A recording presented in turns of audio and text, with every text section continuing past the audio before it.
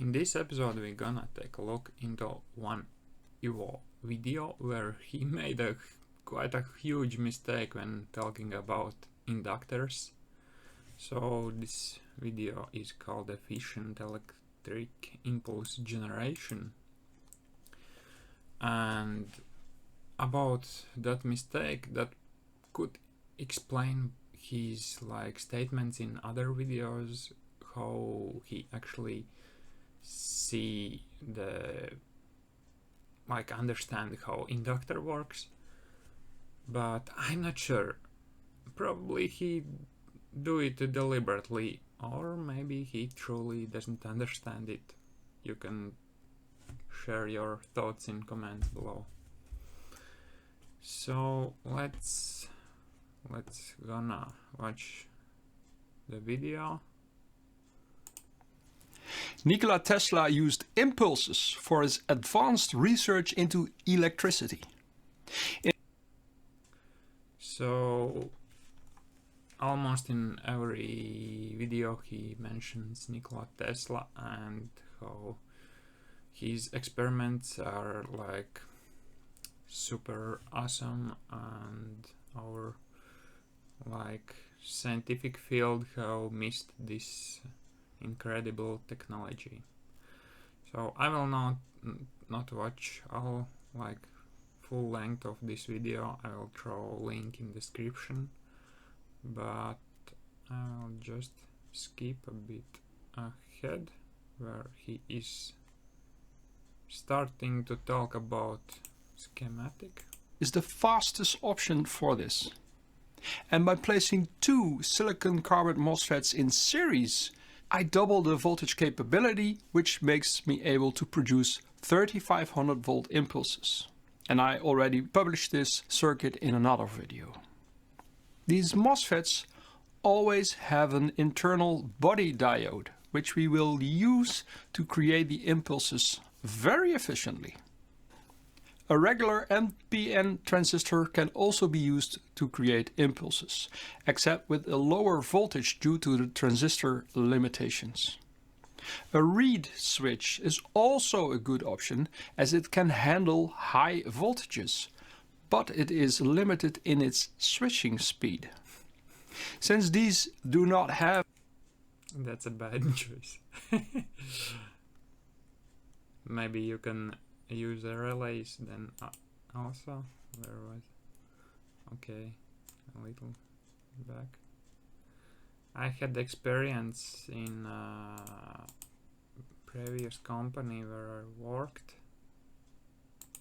Come on, where is it? Okay, previous company where I worked. That company did electro scooter business, and they had this relays to control that voltage when someone takes the phone to open the scooter. He clicks on the phone to unlock it, and then there was a relay to power up the system. And for the first scooters there were no problems, and then for ones where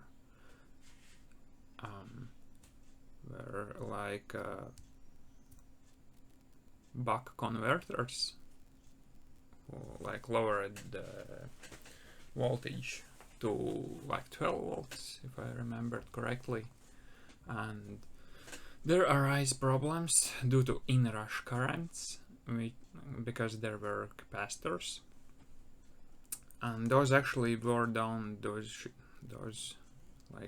here you can see those contacts, and due to those inrush currents, so there were voltage spikes, current spikes, everything was bad, and just there happened little melting conditions every time, and when I looked under microscope it was just like a surface of moon with small craters all around. So that's, I would say, they can melt together and just stick and stay that position. One thing is that they will not switch fast enough, but another thing is that they can just melt together. So yes, that's a possible problem. So I will skip to the part where he is starts to talk about. Okay, that could be like around here. Oops, I need a sound. Impulses. So, that is the basics.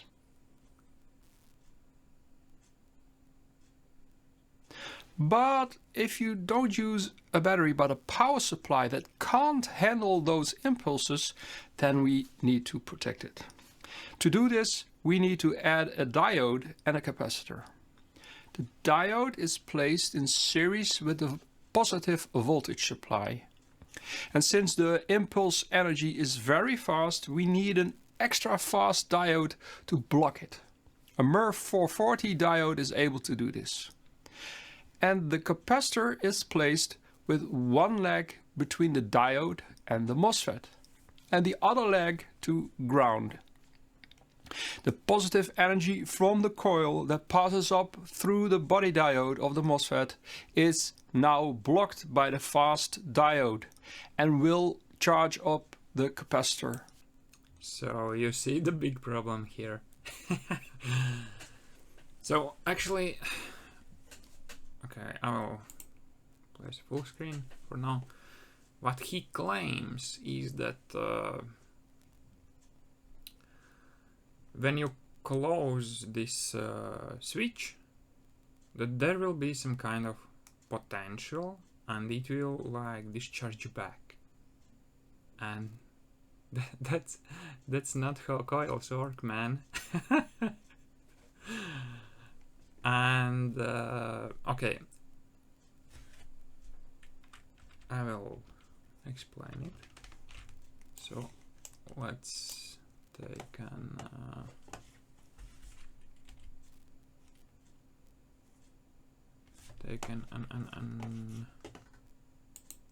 like a screenshot. Okay. So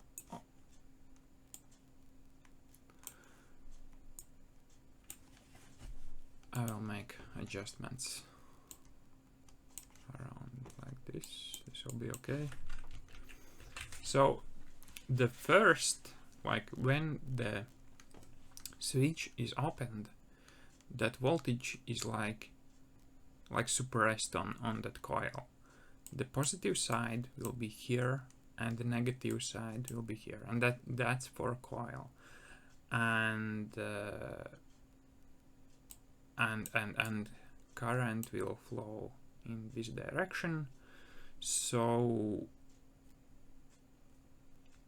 that will look like, if we draw here a graph, the voltage on the first moment will be like the largest and then will drop a bit. So I don't know, maybe something like that.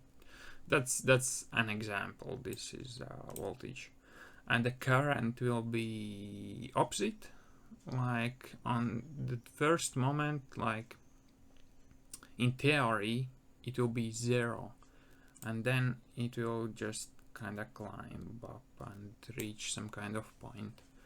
And this is amperage current. So okay, and now what happens when we close this switch, like here? it is drawn like correctly, it is in open state. So if current doesn't flow like through that switch, what happens? This magnetic field is like energized for this coil, and it's like a flywheel, or like we can thought like kinetic energy when you, I don't know, when you like ride your bicycle down the hill, you can't stop like in one moment, like in 1 second you can't stop, you will just continue forward for a while, and that's actually what happens with coils. So the current will continue to flow in the same direction, but what happens to those voltages are opposite. The plus side now are on this side, and the minus is on this side. So they kind of swap the places, because now the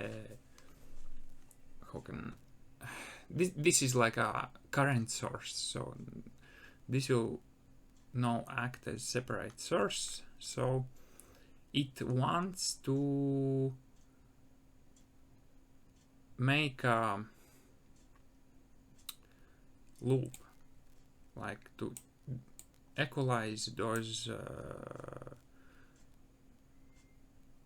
between those points, the voltage. So it will try to probably make through this capacitor, but there is diode. So what this means this voltage here will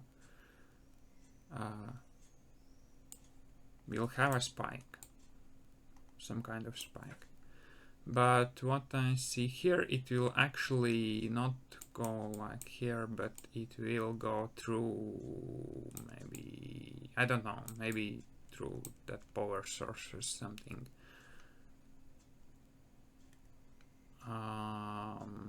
But again, then also there is diode. So there will be a voltage spike. I don't know, it can damage the system or something. I don't know what will happen. If the voltage is high enough, it will damage something. But if there is some kind of like, if this would be like TVS diode, like transition voltage suppression diode, so then it will pass that voltage through it if that reaches some kind of voltage limit. So I don't know, like as example 100 volts or something like that. So that's how it works. And for example, let's take a look on buck converter. Okay, let's look at this picture.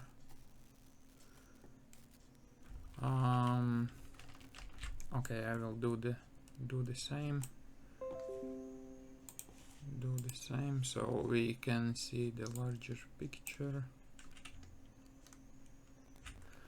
So how buck converter works?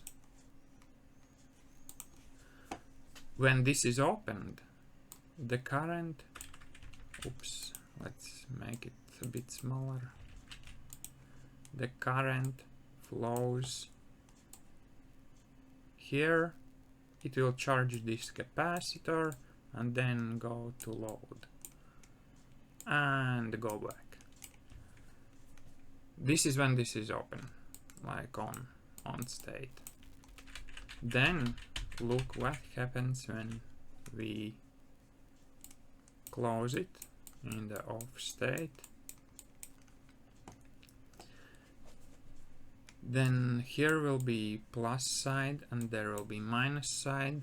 So what the coil wants to do, this is fully charged, so coil discharges on load, and also this capacitor will do the same.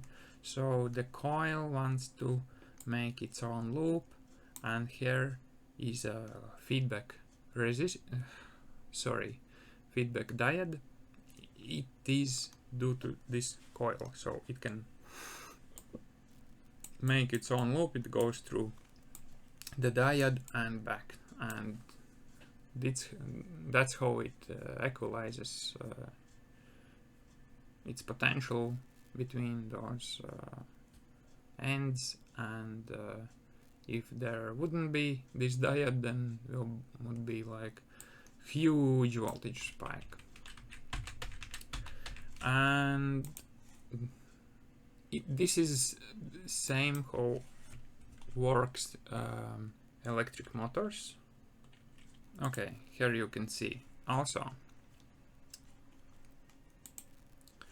you need to protect the motor with the diode, and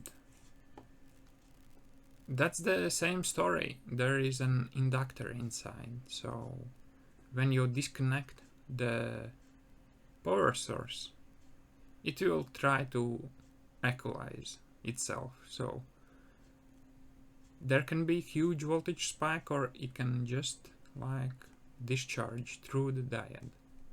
And that's why we put diodes, to protect the circuit from voltage buildup. And this is why it is wrong. It's completely wrong. Like, we have buck converters, we have like DC motor protection diodes, which is used widely, and now IVO is starting to talk about completely like different and untruth stuff. So, and that's basically it. This was the biggest mistake. You can watch the other half of that video if you want. Maybe you will find also some hidden treasures of him. You can throw that later, maybe in the comments, your thoughts and maybe also your findings. Okay, see you guys next time.